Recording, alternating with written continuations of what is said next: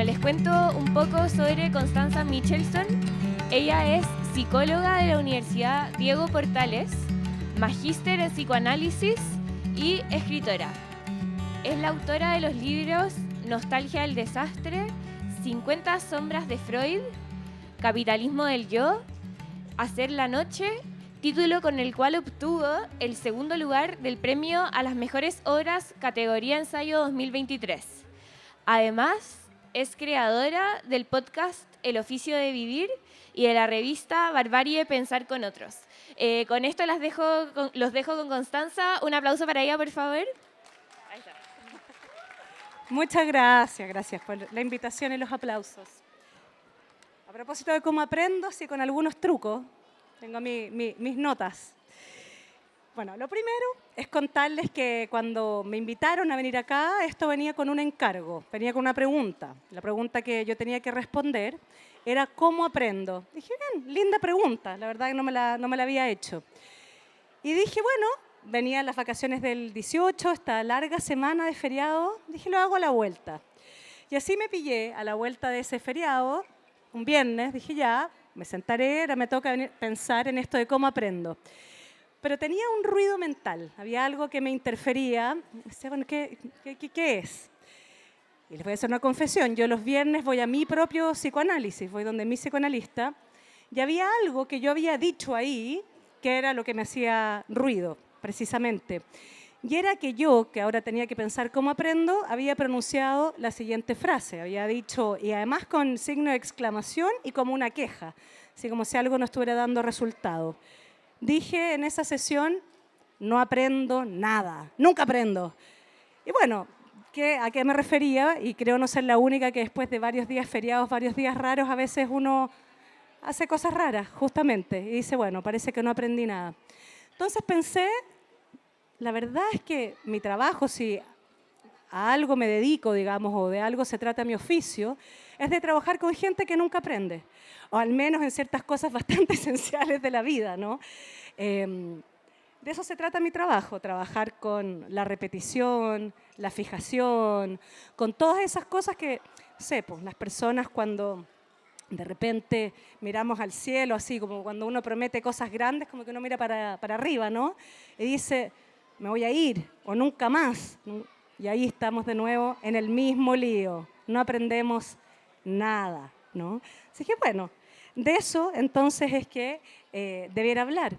A veces esto de toparnos con que pensamos que habíamos aprendido algo, que sabemos un montón de cosas, o leímos, o nos dijeron, o ya lo conversamos 1000 veces con nuestra conciencia, con nuestros amigos, que no deberíamos repetir tal o cual cosa. Antes nos vemos ahí y quedamos consternados, pero hay otro tipo de reacción también, que no es quedar solamente sorprendidos porque repetimos la misma cosa. A veces también existen los que yo llamo los pesimistas. ¿Y cuáles son los pesimistas en estos términos?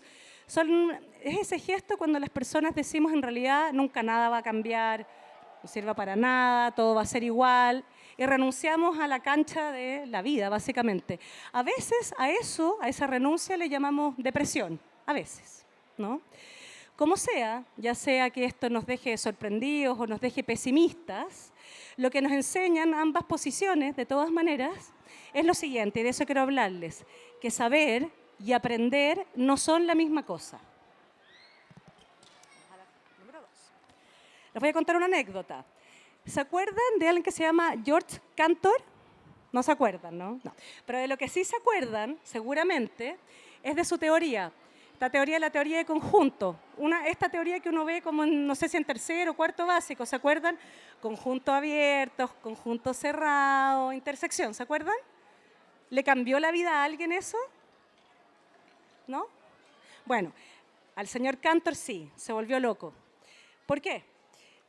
Porque lo que quiero decir con eso es que justamente hay ciertos saberes, ¿no?, que se aprenden por acumulación, un poco de manera automática, ¿no? Los adquirimos sin digerirlos demasiado. O sea, lo que para el señor Cantor fue una iluminación y lo volvió loco, para nosotros, no sé, a los 8 o 9 años, la verdad es que es un aprendizaje más, simplemente. Otro ejemplo, me acordé de un documental que vi hace muchos años atrás sobre snowboard, no porque yo haga snowboard, pero lo que decía el documental era bastante interesante.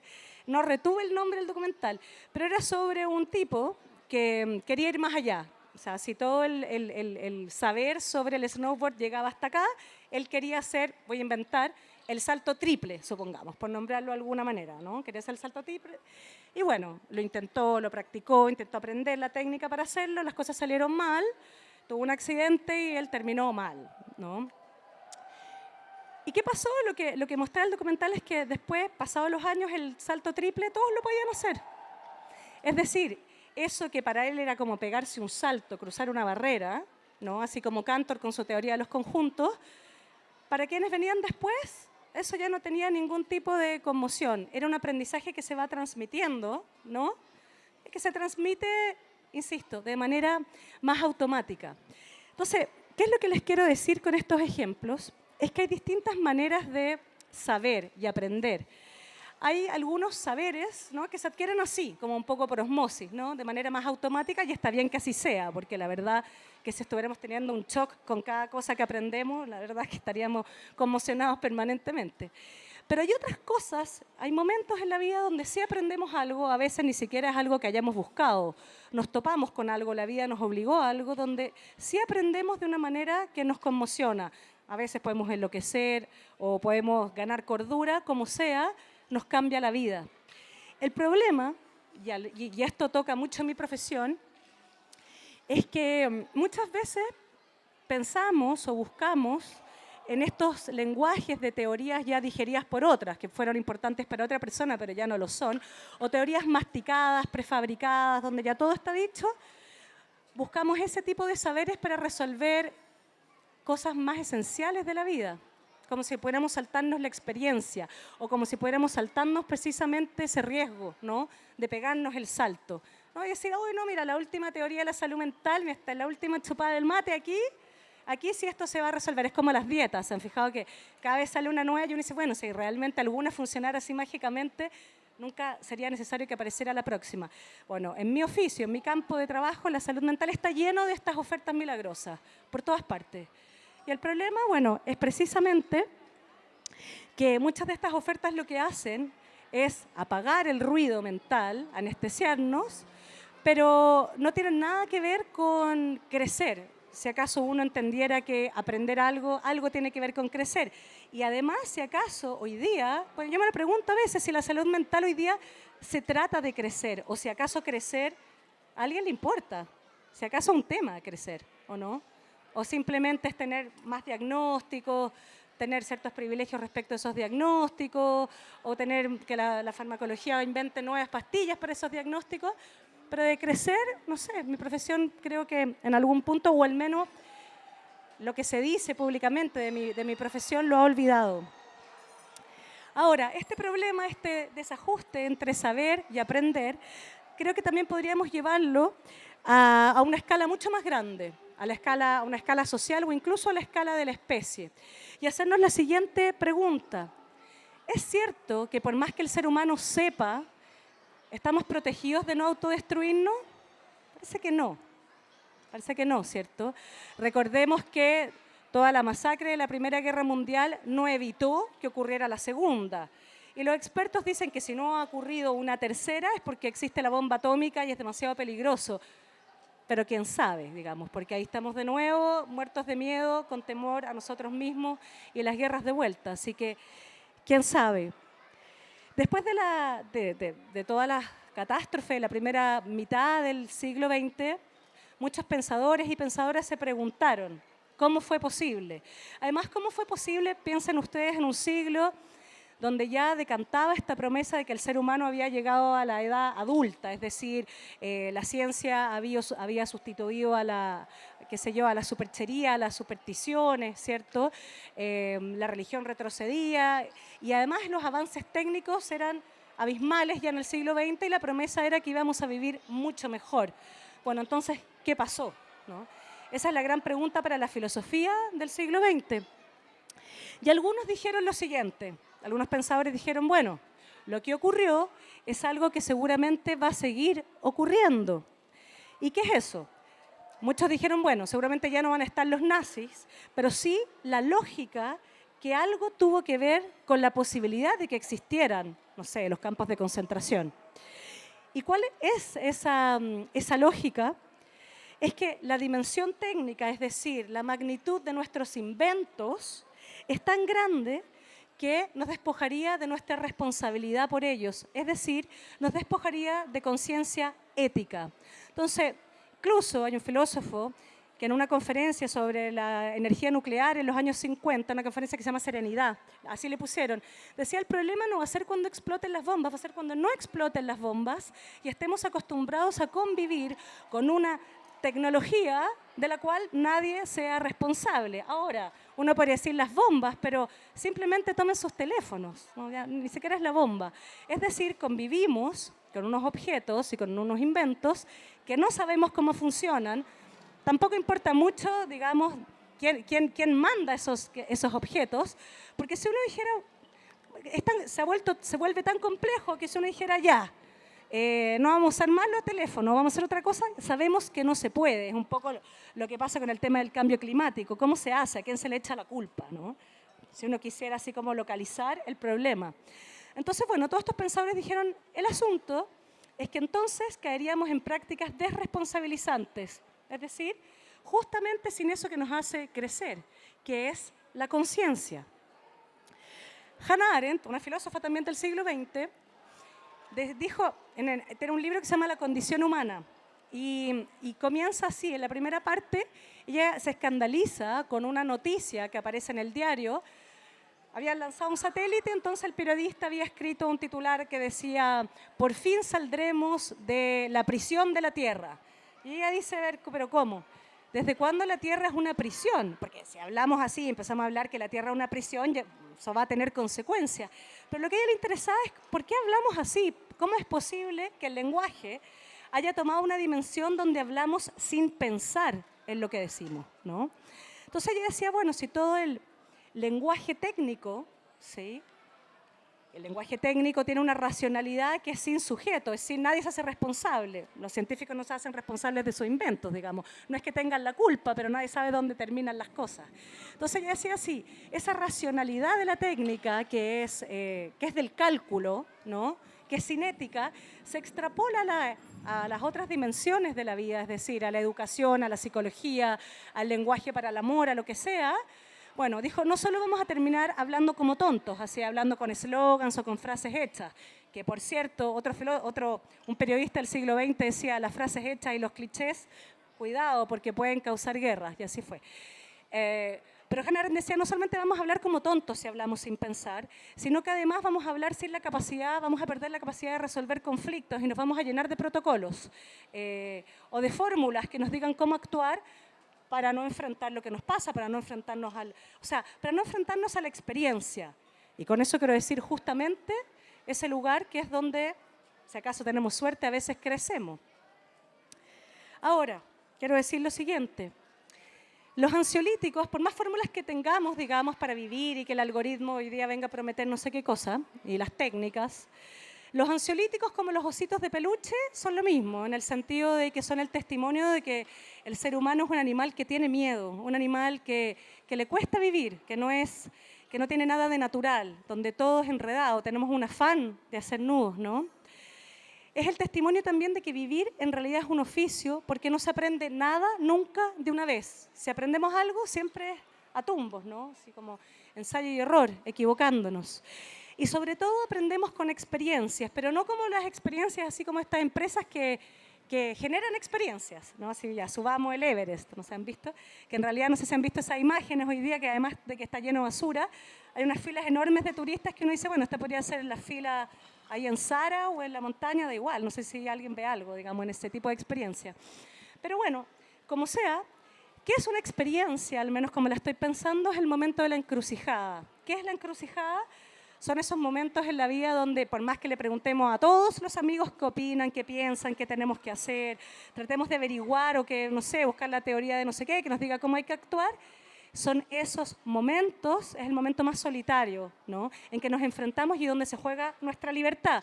Pero no la libertad divertida así de la fiesta, no, la libertad como un ejercicio que pesa, un ejercicio que cuesta y que implica cierta responsabilidad. O sea, esos momentos donde tenemos que responder como sea, sin ninguna garantía de que eso va a salir bien o no, ¿no? En esos momentos se juega el coraje, donde, no sé, todos están pensando, diciendo algo así, y uno siente que tiene que decir que no, que a veces es lo más difícil del mundo. Esas encrucijadas, me parece a mí, que son justamente los momentos cruciales donde se aprenden las cosas más profundas. Aprender a decir, a callar, dejar pasar, defenderse, separarse, atravesar el dolor, no son cosas que se aprendan de una vez y para siempre, se aprende cada vez que nos toca. Gabriela Mistral también, a principios del siglo XX, decía que un verdadero maestro era el que enseñaba que, por ejemplo, una flor no era simplemente una flor o una montaña. Decía que un maestro era el que enseñaba, porque además ya estaba ella peleando y estaba discutiendo con el avance del lenguaje técnico. Y ella decía, un verdadero maestro es quien orienta a ver lo invisible también. A ver, más allá de solamente lo que hay, más allá de transmitir meros procedimientos, ¿no? Enseñar, decía ella, no es solo un procedimiento. Por cierto, no sé, los nazis eran muy buenos siguiendo procedimientos. Eso es lo que Hannah Arendt llamó banalidad del mal. Es decir, decía que le decía Hannah Arendt, no se necesitan monstruos para hacer el mal. Puede ser gente muy buena, pero que hable sin pensar y que siga procedimientos sin ejercer su conciencia ética. Tampoco decir, bueno, yo sigo instrucciones. No es mi culpa, no, siempre la culpa es de otro. Entonces, ¿qué es esto del procedimiento? Cuando el transmitir o cuando el enseñar es solo procedimiento, diría que es como cuando al amor, si al amor uno le quita el eros, ¿qué es lo que queda? Queda solo el hambre humana, queda solo la voracidad. Y es lo que hace que a veces, ¿no? El amor pueda ser crudo, cruel, ¿no? Y aburrido también. Bueno, eso mismo pasa con el aprendizaje. El aprendizaje y el deseo algo tienen que ver y por eso mismo mataron a Sócrates. ¿Se acuerdan que lo acusaron de que seducía a los estudiantes, que seducía a los jóvenes? Bueno, con esto no quiero decir que esté bien seducir a los jóvenes o a los que sea. Pero lo contrario, es decir, irse al otro extremo de que, bueno, quizás tengamos que enseñar de unas maneras más mecánicas para evitar que pasen esas cosas o ahorrarnos el error humano, ¿cierto?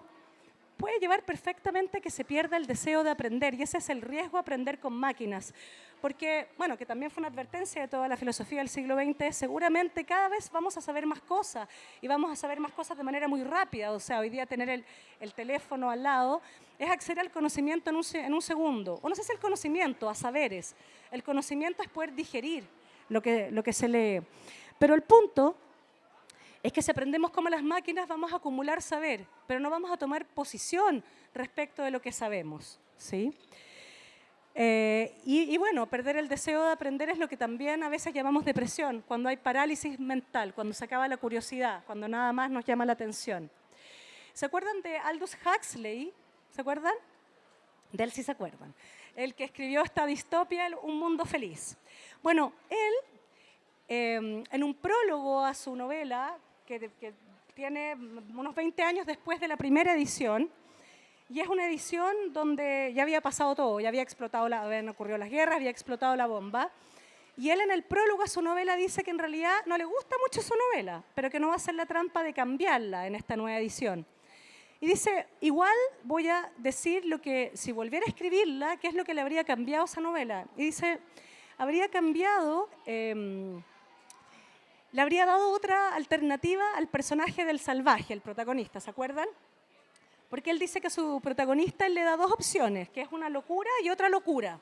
Dice que en realidad, antes de todo lo que pasó, ¿no? En Europa en esos años, dijo, antes la locura me parecía divertida, pero ya no. Después de todo lo que pasó, ya no.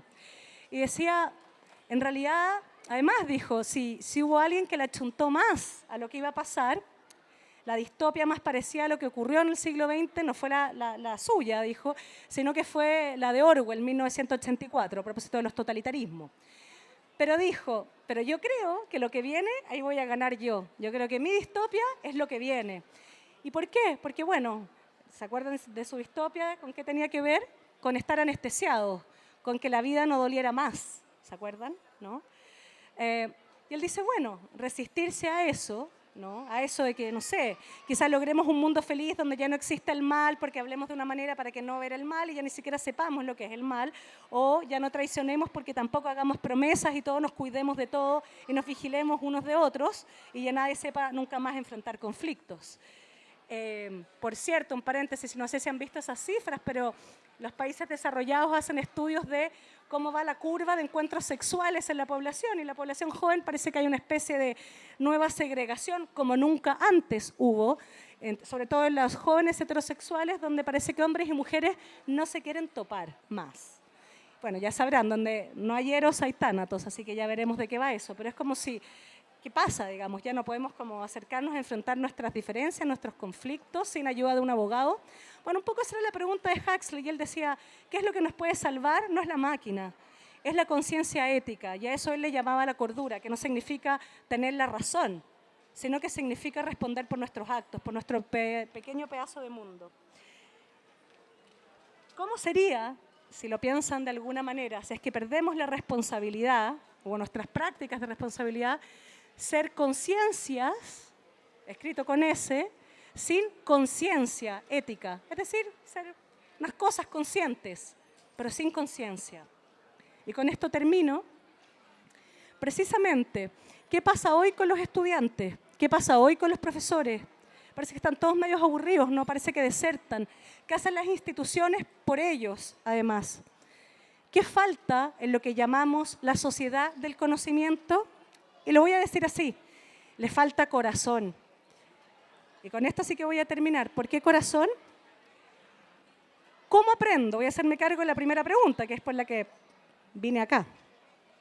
Cuando estoy atrapada y repitiéndome a mí misma sin querer hacerlo, a veces pienso, hay una frase que me encanta y que es en la Odisea, cuando Ulises ya está en el peor momento, totalmente caído, y él se dice a sí mismo, dice, aguanta ahí, corazón. ¿Y por qué el corazón? Porque el corazón de alguna manera es precisamente, no sé, para algunos será el soplo de vida, para otros será el deseo.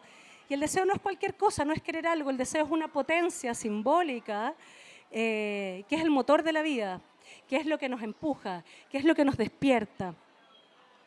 Es, de alguna manera, el corazón, si ustedes quieren, es lo que nos hace esperar, incluso en los peores momentos, algo más. Y eso permite que no nos fijemos, que no nos melancolicemos, no caer en la nostalgia. Como le digo a una colega, no tentarnos con responder al dolor y a la angustia con locura, porque la locura es una respuesta adecuada a veces cuando no hay otra. Por cierto, Sigmund Freud, decía que la salud mental era esto para él, era recuperar la capacidad de amar y trabajar.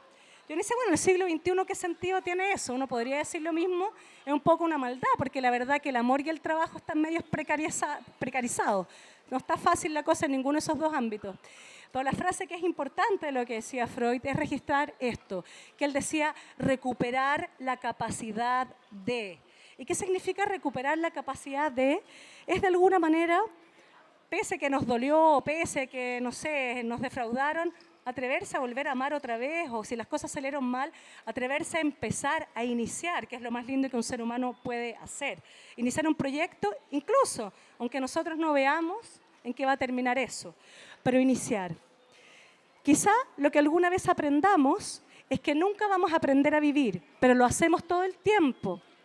Porque sí, algo se aprende, si no mi profesión tampoco tendría sentido y yo no estaría acá. Pero se aprende a que es mejor tomar el riesgo de aprender algo, elegir la vida, que rehuir de ella.